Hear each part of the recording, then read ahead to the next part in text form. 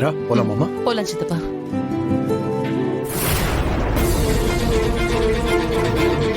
கிளம்பிட்டீங்களா? அப்ப நான் சொன்னதை கொஞ்சம் கூட கன்சிடர் பண்ணவே இல்லைல்ல? செய்யுங்க, இன்னும் என்னெல்லாம் செய்யணுமோ செய்யுங்க, போங்க.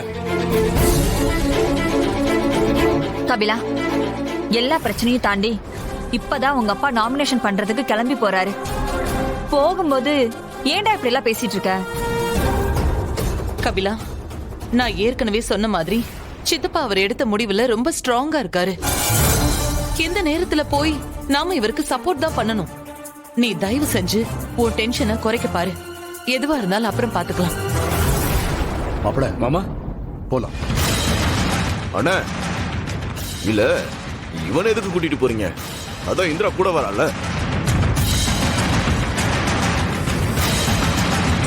காளியப்பா, நான் தானே கூட்டிட்டு போறேன். உனக்கு என்ன பிரச்சனை? நம்ம குடும்ப விஷயத்துல இவனை எதுக்குன்னு கூட சேர்த்துக்கிட்டு இருக்கீங்க? நான் தான் ஏற்கனவே சொன்னேன்ல, கோர்ட்ல இருந்து அபிஷியலா எந்த ஆர்டரும் வரல. அது வரைக்கும் இவரு இந்த குடும்பத்தை சேர்ந்தவர் தான். இவர் என் கூட வந்தாதான் சரியா இருக்கும். இங்க வாங்க மாப்பிள்ள.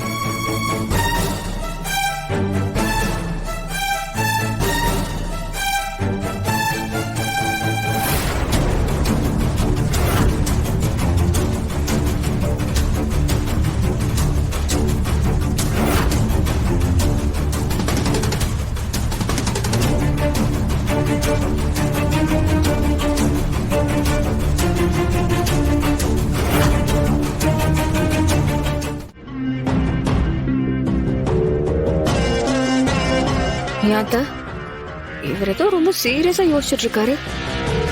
நான் கூட ஏதோ பிடிவாதமா இருக்காரு, சரியாயிடுவாருன்னு நினைச்சேன். ஆனா இப்பதான் எனக்கு ஏதோ தப்பா படுது. நான் வேணா போய் பேசி பார்க்கட்டுமா?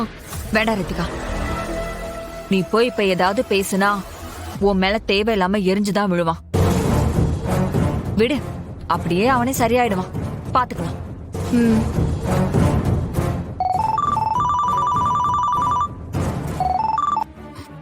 ஹலோ, சொல்லுடா, என்னாச்சு? கபிலா, நீ சொன்ன மாதிரி தான் நாங்க டிராமா போட்டோம். ஆனா உங்க அப்பா அந்த சிவா கூட பைக்ல கிளம்பி போயிட்டாரா. என்னடா சொல்ற? சாரிடா, எங்களால எதுவும் செய்ய முடியல. அச்சி, கொடுத்ததே ஒரு வேலை. போயிடா. ச்சே.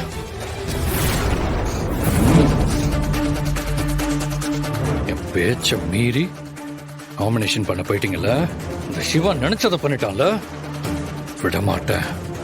கடைசி நிமிஷம் வரைக்கும் உங்களை நாமினேஷன் பண்ண விடவே மாட்டேன்.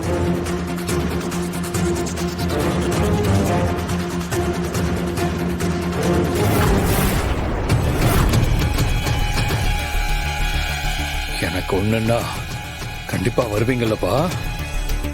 இப்ப உங்களை நாமினேஷன் பண்ண விடாம எப்படி தடுக்கிறேன்னு பாருங்க.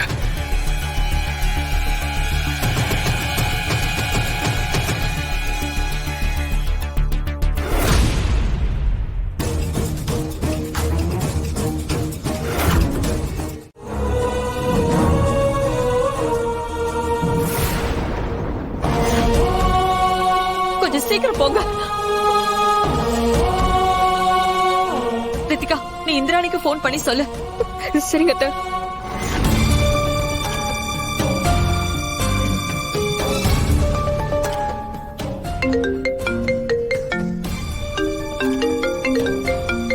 ரித்திகா, சொல்லு ரித்திகா. அண்ணி, உடனே நம்ம வீட்டுக்கு பக்கத்துல இருக்கிற ஹாஸ்பிடலுக்கு வாங்க. ஏன், யாருக்கு என்னாச்சு?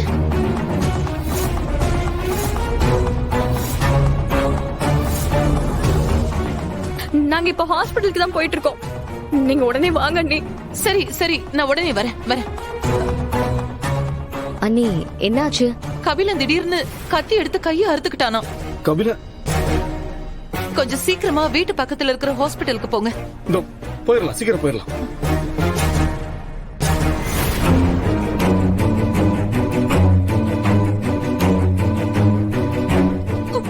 சீக்கிரம் போங்கல.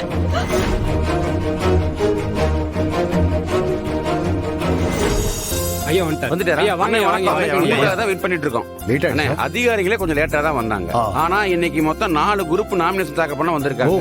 அதுல ஒருத்தர் மட்டும்தான் ஆளுங்கட்சி, மீதி 3 பேர் எல்லாமே சுயேட்சை. இதுல முக்கியமான விஷயம் என்னன்னு கேட்டீங்கன்னா, சுயேட்சா நிக்கிற ஒருத்தரோட பேரு உதயகுமார், இன்னொருத்தருடைய பேரு உதயசங்கர். இந்த ஆளுங்கட்சி உங்களை தோக்கடிக்கிறதுக்காகவே மக்களை குழப்பி இப்படி சில்லியான வேலையை பண்ணிருக்கு. யார் என்ன செஞ்சா என்ன, நம்ம தொகுதி ஜனங்க எல்லாருக்குமே நான் யாருன்னு நல்லாவே தெரியும். இவங்க என்ன தில்லுமுள்ளு வேலை செஞ்சாலும் ஜனங்க அவ்வளவு சீக்கிரம் ஏமாற மாட்டாங்க. அவங்களுக்கு என்ன செய்யணும்னு தெரியும். பாத்துக்கலாம், விடுங்க.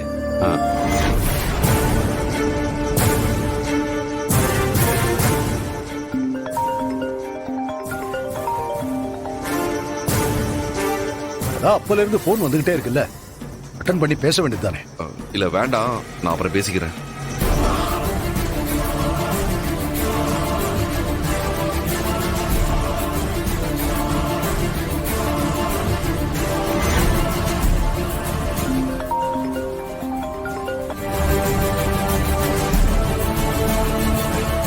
இவர் வேற இந்த நிரல் பார்த்து போன் எடுக்காம டென்ஷன் பண்றாரு. எல்லாம் ஏற்பாடு பண்ணியாச்சுண்ணே. அங்க சொல்லியாச்சு. நான் சொல்லிட்டேனே. ஆ. இப்ப போய் நாமினேட் பண்ணிடலாம். இது வேலையை பாருங்க. ஹலோ ரேஷ்மா, உனக்கு என்னதான் பிரச்சனை? நான் தான் காலை கட் பண்ணிக்கிட்டே இருக்கேன்ல, அப்ப நான் பிஸியா இருக்க தெரிஞ்சுக்க வேண்டாமா? இப்ப எதுக்கு திரும்ப திரும்ப கால் பண்ணிட்டு இருக்க?